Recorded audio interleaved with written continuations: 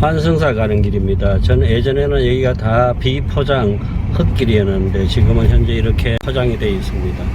빗방울이 조금씩 덮고 있네요. 안내를 종료합니다. 절조이는 온통 꽃의 천지. 나 있던 한철 동안에도 절 둘레는 꽃숲을 이루었다. 벚꽃, 살구꽃, 철중, 목련, 산당화가 지치지 않고 꽃망울을 터뜨렸다. 사방에서 덮쳐오는 꽃의 방향에 머리가 아프고 호흡이 막힐 지경이었다.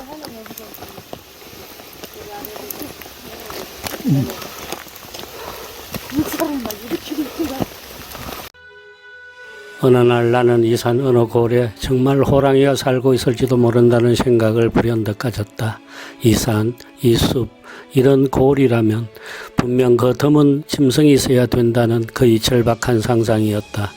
이제 호랑이가 꿈의 짐승, 전설의 영물이라면 그는 이런 산 중에 가장 은밀하게 그러면서도 확실하게 숨어 살고 있어야 된다는 충동적인 내 상념의 발로였다.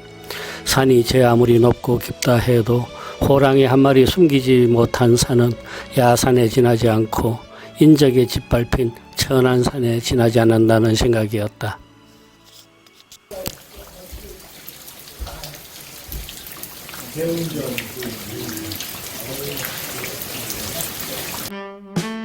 슬쩍 내가 빠진 세상이지만 세상은 내가 없어도 어제와 그제처럼 아무런 문제없이 잘 굴러가고 있다는 사실이 나를 울적하게 했지만 그 또한 못 견딜 바는 아니었다. 이곳 절간 전화번호는 아내에게 일러놓았지만 열흘이 지나는 동안 나를 찾는 전화 한 통이 없었다. 만사는 내가 없어도 순조롭게 운행되고 있었다. 나를 못 봐서 안달할 사람 하나 없다는 사실을 난 잘 알고 있었다. 내 집안이 이러하고 내 직장이 이러한 판에 나 같은 미미한 작가 하나가 자리를 비웠다고 해서 우리나라 문학의 미동에 남아있을 까닭은 더더욱 없다. 세상은 애당초 그 누구든 있어도 그만 없어도 그만인 그런 것인지도 모르겠다.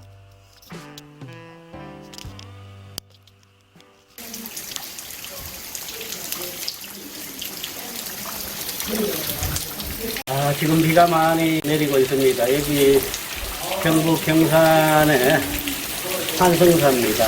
큰년 고찰이고요. 팔공산의 정말로 오래된 절입니다. 요 옆에가 요사철인데 아까 제가 아궁이도 보여드렸는데 요 방이 지금 3개가 있어요. 방 2개를 그때 수지 스님이 사용을 했고 제가 그 끝에 방에서 있었어요. 그래서 여기 군부를 떼면은 저 3개까지가 그렇게 뜨겁고 했습니다. 오늘 30년 만에 제가 그 애절에 와가지고 여기서 썼던 소설 그리고 이 절과 관련된 소설 이야기를 잠깐 나눠보려고 합니다. 제가 이 절에서 썼던 장편 소설이 문학예술사에서 나온 안개울음이라는 소설이었습니다.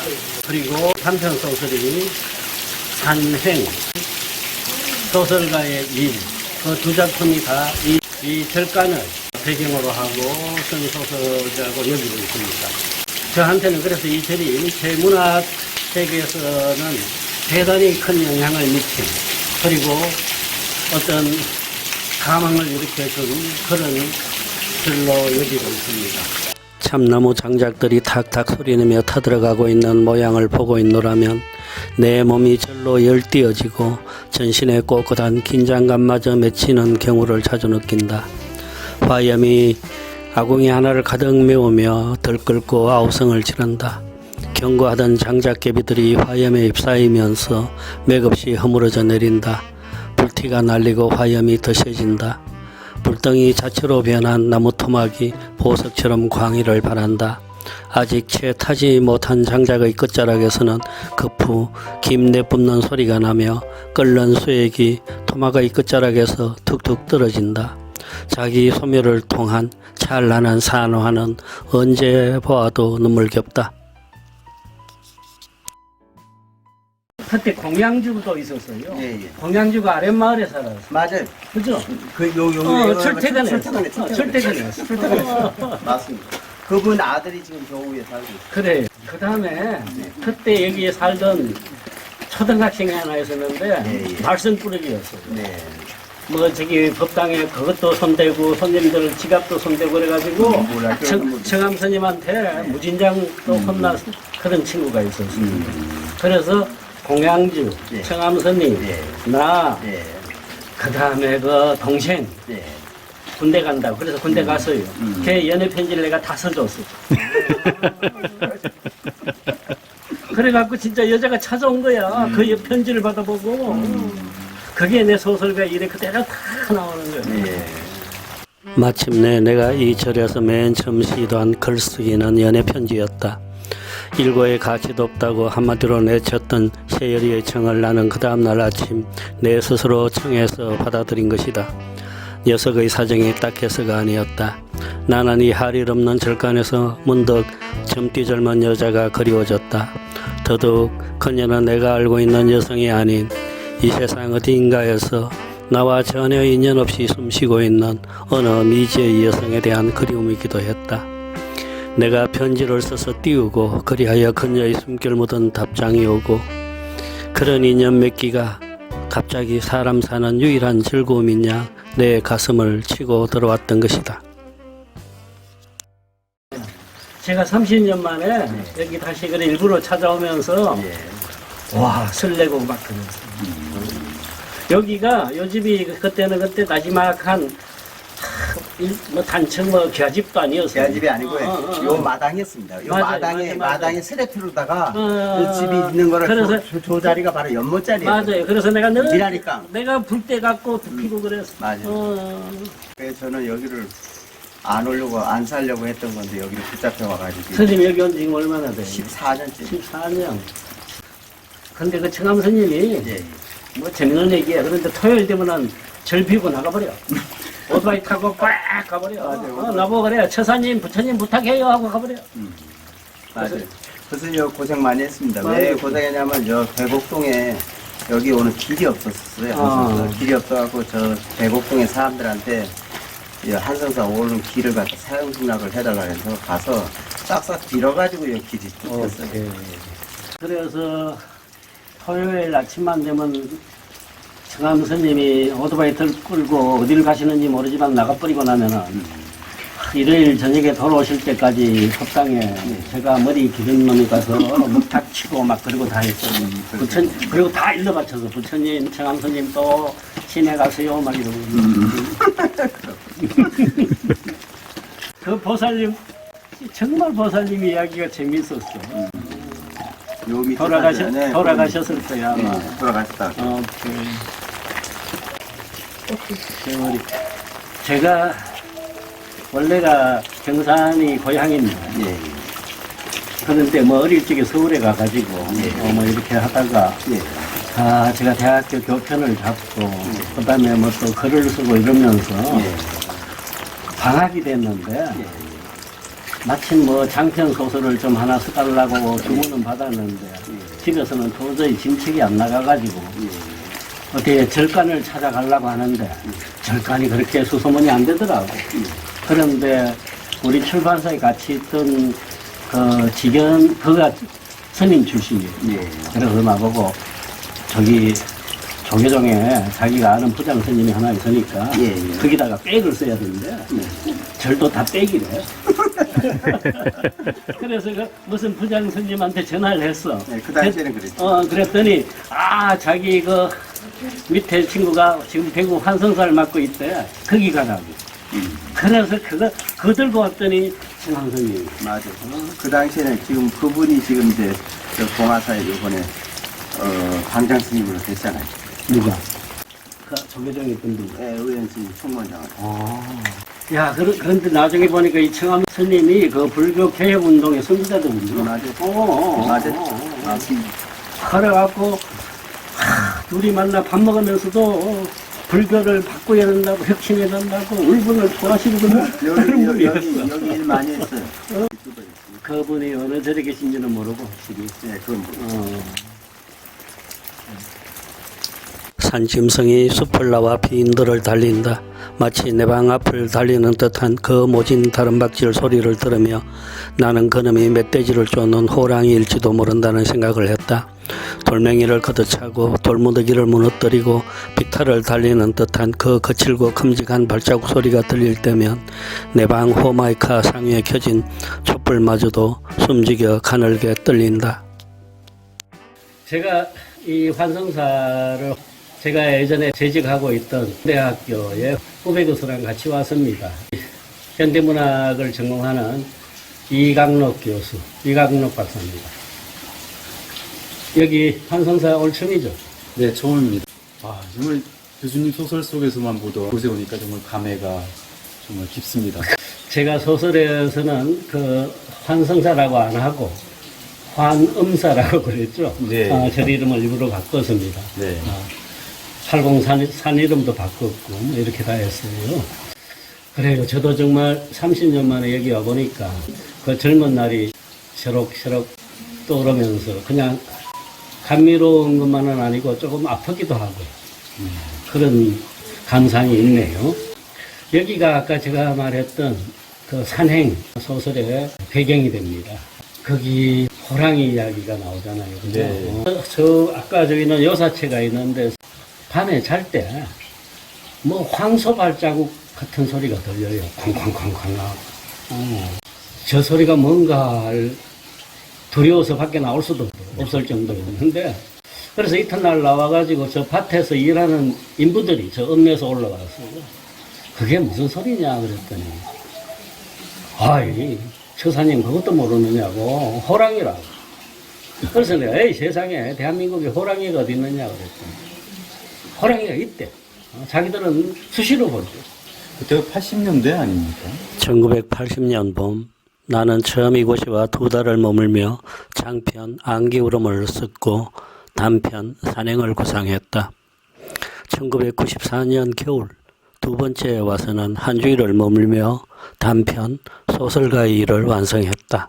그 전에 어떤 사건이 있었느냐 하면은 동아일보가 특정으로 터뜨렸어요. 사회면은 한면 전체를 한국에서 호랑이를 발견했다고 독자 제공 사진을 그런 이야기를 들은 기억이 있는 것 같습니다. 예. 그날 그 신문이 그때 동아일보가 석간이었는데 시중에 깔리고 난 뒤에 서울 시내에 술꾼들이 전부 흥분했어요. 그럴만합니다. 와 호랑이가 있다. 네. 그런데 그 다음날 한국일보에서 네. 오보다라고 터뜨려 버렸어요. 그 사진이 어린이 대공원에 있는 호랑이를 찍은 걸 확인 안 하고 보도했다라는 그 사건이 있은 지 얼마 후였어요. 네. 그런데 이 농부 아저씨들이 호랑이를 봤다니 나는 얼마나 이게 대단해. 그래서 진짜냐 그랬더니 진짜라. 그래서 내가 그 신문 그 특종 이야기도 하고 하면서 만약에 이 팔공산에서 호랑이 사진을 하나 찍을 수 있다면은 대한민국에 이보다 큰 더 빅뉴스는 없다. 네. 내가 그러고 이야기를 했더니 이 양반들도 솔깃해요. 그러면서 이렇게 말해요. 저사님, 가을에 낙엽이 진 후에 한번 내려오라고.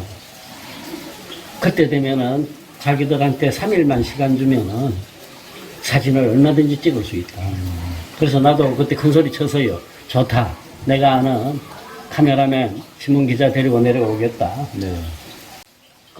그리고는 안 왔죠. 그리고 그 다음에 해였는가 현대문학에서 단편 하나 달라고 하는데 무슨 이야기를 쓸까 하다가 갑자기 떠오른 게 그 사건이었어요.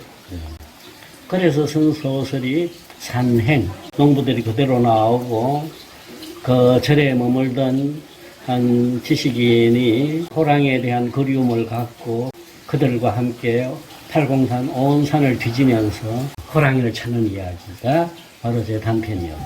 네. 이 호랑이는 한국 사람에게 굉장히 큰 상징성이 있는 것 같습니다. 그죠. 최 작가님께는 그런 호랑이는 어떤 의미가 있었을까요? 저는 그래요. 우리나라 사람들한테는 암암리에 그 상징화된 동물들 중에 중국인들의 용을 그린다고 하면은 우리는 호랑이에요. 그죠? 단군 신화에서부터 시작해가지고 그 다음에 내가 다닌 대학교의 상징 동물도 호랑이였고 우리는 늘 호랑이만 떠들었어요. 네. 나는 또 호랑이띠예요. 그래서 우리들한테 심상의 그 호랑이는 어떤 동물로 각인되어 있느냐 하면 어떤 첫째 용맹하다라는 거. 네. 그 다음에 흔하지 않으니까 귀해요. 네. 용맹, 귀함, 그리고 호랑이의 속성이 굶주려도 풀을 먹지 않고 애기 뵌 동물은 잡아먹지 않고 네. 요새 사람들보다 훨씬 도덕적인 인물처럼 네. 그런 호랑이가 우리 땅에 우리랑 같이 살고 있다라는 것이 늘 우리한테는 자랑이요 긍지였는데 전쟁 이후 호랑이가 이 땅에서 사라졌었다고 하는 것은 우리가 그 영험스러운 동물에 대한 상징성을 잃어버린 거야. 그래서 우리는 문득 누구한테서 아직 우리 산에 호랑이가 있다는 이야기를 듣면 금방 마음이 촉발되는 그 이야기를 나는 소설로 그리고 싶다. 이거였어요. 네. 그래서 결국 호랑이를 찾게 되셨으니까 마지막 장면이 마지막 장면이 예, 수상하죠. 매우, 수상하죠. 매우 환상적인 것 같기도 하고 실제인 것 같기도 하고 되게 모호했었는데요. 네. 흔히 말하는 현대 소설의 결말처리, 이미지긴 모호성, 그죠? 네. 그래서 결국은 거기 같이 올라갔던 일행 중에 속물적인 사람들은 다 정도의 포기하고 산을 내려가 버려요. 네, 맞습니다. 마지막에 그 나라는 주인공하고 그 다음에 그 순진한 인부 둘만 남아가 있을 적에 저쪽 산 건너편에 산등성이에 얼룩빛의 호랑이가 후련히 나타났다가 슬쩍 사라지는 장면이 네.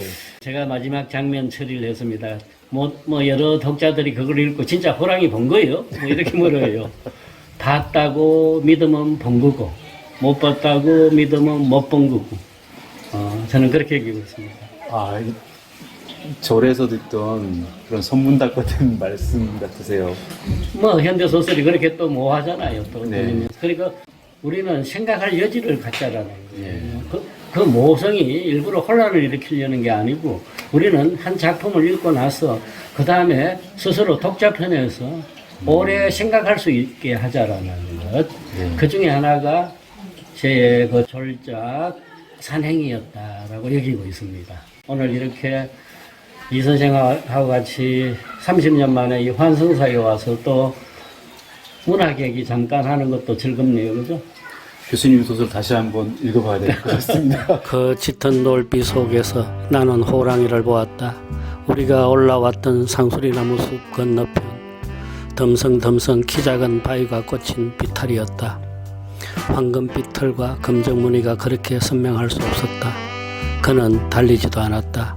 천천히 아주 여유롭게 바위에 올랐다간 미끄러지듯 관목숲으로 스며들었던 것이다.